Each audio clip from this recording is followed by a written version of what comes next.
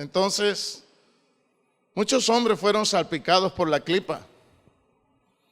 Muchos hombres les tocó trabajar con muchas energías que les hicieron daño.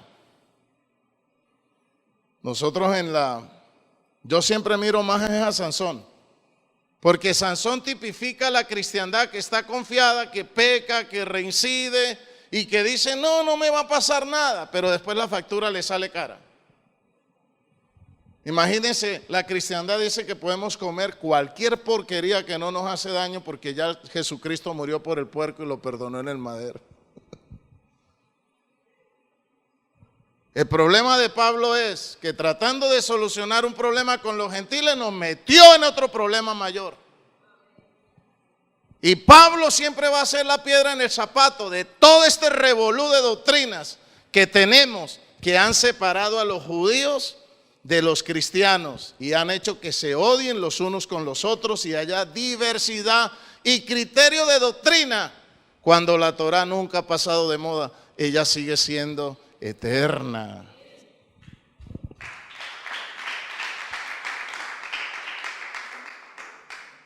Pero ¿qué fue lo que vino toda esta malinterpretación? Que Pablo tratando de igualar al gentil y meterlo con el judío, porque en la sinagoga habían tres estándares. Estaban los judíos naturales adelante de la sinagoga, de familia. Posteriormente estaban los ger tochá, los que se habían convertido, que estaban en un proceso de conversión en la mitad. Y estaban los otros que no se habían convertido casi en la puerta, que eran amigos de Israel, pero todavía no habían hecho ninguna conversión. Porque hubo un momento en el siglo I donde el judaísmo se puso de moda y todo el mundo quería ser judío. Nosotros en la Biblia tenemos muchos centuriones romanos que querían ser judíos. Eso fue en el siglo I, antes, en los tiempos de Yeshua. El judaísmo estaba de moda. Y había gente intelectual que quería conocer el judaísmo, quería conocer la Torá. Como ahora se está colocando de moda, y la moda es estudiar Kabbalah. Pero hay cosas que a veces se ponen de moda. Entonces en una sinagoga los rabinos dejaban entrar a la gente, pero cada uno tenía un estatus diferente. ¿Quiénes eran los que primero se sentaban adelante? Pues los judíos, los que eran naturales, los que habían hecho la conversión, los que eran judíos. En la mitad estaban los ger tochá, los amigos de Israel, que guardaban las 7 leyes noágicas y eran amigos de Israel y estaban en el proceso de conversión. Y afuera, más atrás, estaban los que eran amigos. Y en muchos de los escritos el prejuicio de los gentiles estaba que les daba miedo, porque en aquel entonces no habían las leyes higiénicas de ahora y muchos podían dar la vida por el Señor al hacerse la circuncisión. Podían pasar derecho para el cielo, me hago entender, tener una conversión directa y una entrada al paraíso directa de una vez, porque se les infectaba y podían morir. Entonces no era lo mismo para un judío que tiene 8 días y le cortan el prepucio, para un viejo de 50 y 60 que es un legionario romano, que es un gentil, a cortarse el prepucio. Pues mi chica, no, yo no. Yo lo pensaría también, ¿o no? Entonces eso no los dejaba entrar. Ese era el prejuicio, y habían algunos que lo exigían, y ahí vino todo ese revolú que tenemos de mala interpretación referente a eso, porque Pablo se dio cuenta, leyendo Jeremías, que el Señor había dicho que venía una circuncisión en la mente y en el corazón, y Pablo empezó a hablar de la circuncisión del espíritu para darle entrada a los gentiles, de que podían entrar y ser parte de Israel sin tener necesidad de circuncidarse después de viejos y correr el riesgo de ir a perder sus vidas por causa de la circuncisión. ¿Aló? ¿Me está entendiendo? Entonces les puso el asunto un poquito más fácil, amén, más suave. Y entraron los gentiles. Entonces muchos dijeron amén, santo, aleluya. Pero esto también trajo otro problema, porque Pablo, tratando de legitimizar, repotencializar al gentil e igualarlo a los judíos, y después fueron mayoritarios y sacaron a patada a los judíos y volvieron a la iglesia totalmente gentil. ¿Aló? Y pensaban que Pablo, en vez de haber colocado las cosas fáciles para igualarlos, pensaron que Pablo estaba atacando la circuncisión y que prácticamente todo lo que era la Torá no era necesario. ¿Me hago entender? Entonces se creó una religión diferente, precisamente porque Pablo trató de solucionar un problema, pero después de muerto nos dejó todo este quilombo que tenemos. ¿Aló?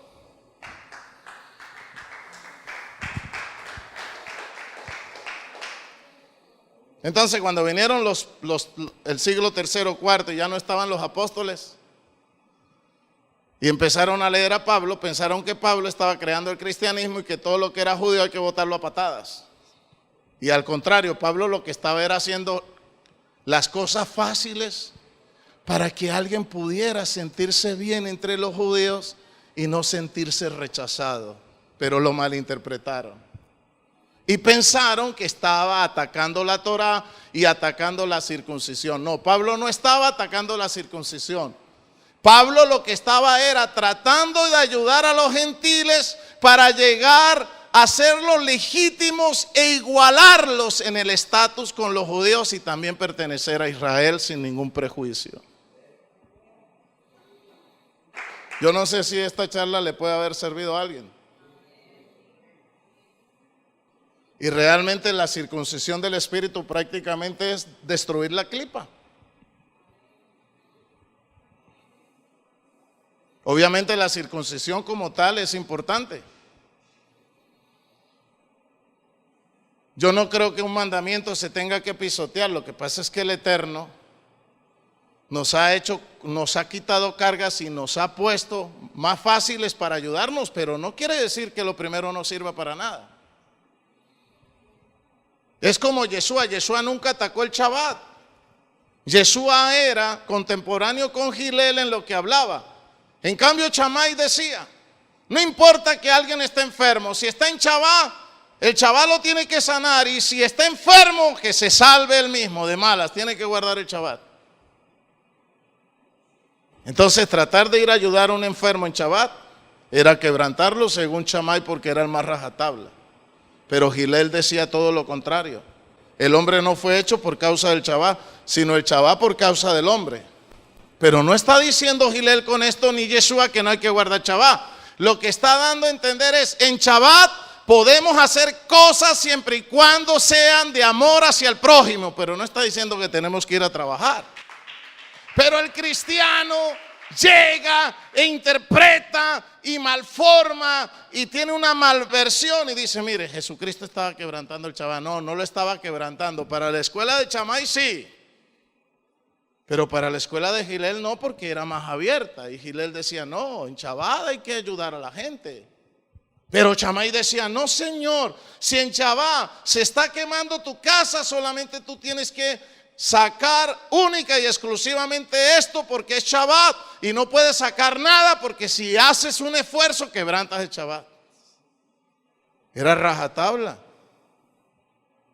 El hecho de que yo te deje entrar en esta congregación, el hecho de que yo en esta congregación deje que dos personas que están en concubinato lleguen y acepten al Señor y todavía no se han casado, y yo permita de que vengan, yo permita que los deje entrar a la congregación y estén con nosotros y dancen y todo, no quiere decir que el rabino está dando permiso a la fornicación.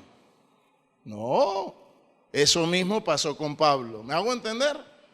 Permitió que entraran los incircuncisos sin necesidad de hacerles ese proceso, pero ellos pensaron que Pablo estaba destruyendo la ley y fue una cosa aberrante, hubo una malinterpretación. Pablo no vino a destruir nada.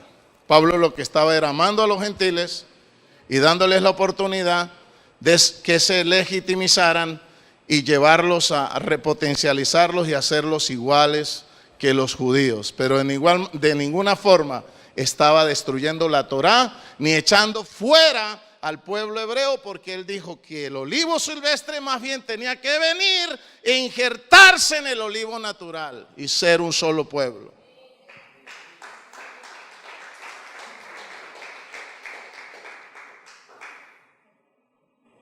Entonces, ¿qué es la circuncisión? Cortar un pedazo de carne, ¿verdad? Pero ese pedazo de carne en lo físico, ¿qué representa en la sangre, en tu cuerpo? ¿Qué estado espiritual representa? El animal. Todo lo que es sangre, todo lo que es piel representa el estado del alma más bajo, que es la fuerza vital, la fuerza animal.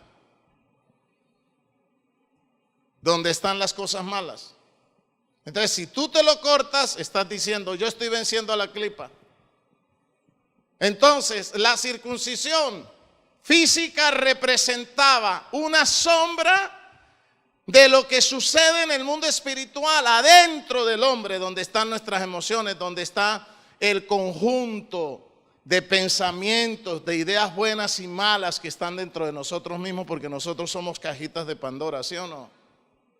Dijo Pablo, lo que quiero hacer no hago, porque yo quiero hacer lo bueno, pero no puedo.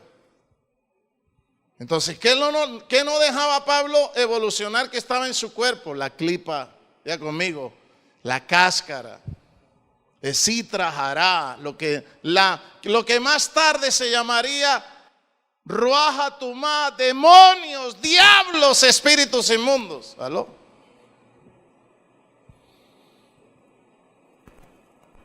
Entonces Pablo dijo, porque yo quiero hacer lo bueno, pero no puedo, porque veo que dentro de mi cuerpo, diga conmigo, nefes bajamí, alma animal. ¿Qué es lo que no nos va a dejar evolucionar? El egoísmo.